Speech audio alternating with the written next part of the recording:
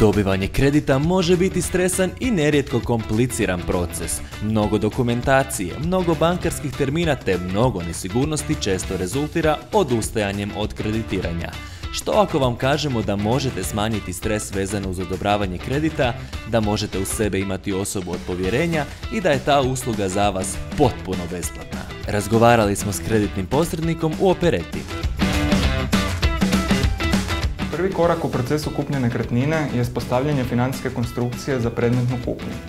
Pitanje je hoće li kupnja biti financirana gotovinom, kreditom ili kombinacijom gotovine i kredita. U trenutku kada odlučite da ćete kupnju nekretnine financirati djelomično ili u cijelosti kreditom banke, Opereta nekretnine će i u tom procesu biti vaš partner i vodič. Ako želite da vas netko vodi kroz cjelokupni proces odobrenja kredita, a ne želite gubiti vrijeme hodajući od banke do banke te čekati u redovima, prepustite se u sposobne ruke kreditnog posrednika Opereta nekretnina koji je u svakom trenutku u direktnom kontaktu sa bankom i vodi brigu o vašem predmetu.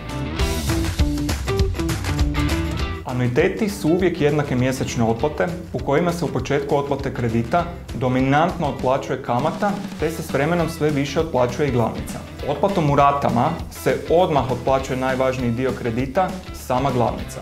Za razliku od anuiteta, u otplati kredita na rate mjesečna obveza je promjenjiva što rezultira bržom i jeftinijom otplatom kredita, ali takva otplata u početku zahtijeva veći iznos otplate te samim time i veću kreditnu sposobnost klijenta. Efektivna kamatna stopa ili EKS iskazuje ukupne troškove kredita za korisnika kredita te je izražena kao godišnji postotak ukupnog iznosa kredita. Efektivna kamatna stopa predstavlja stvarni trošak kredita za klijenta.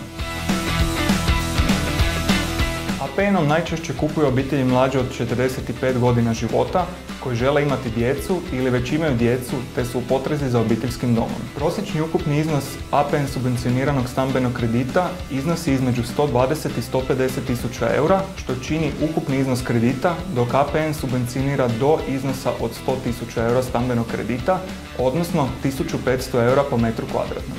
Opereta je u rujnu 2019. godine realizirala čak 40 stambenih kredita, a u ožujku 2020. godine odrađeno je 30 kredita subvencioniranih od strane APN-a.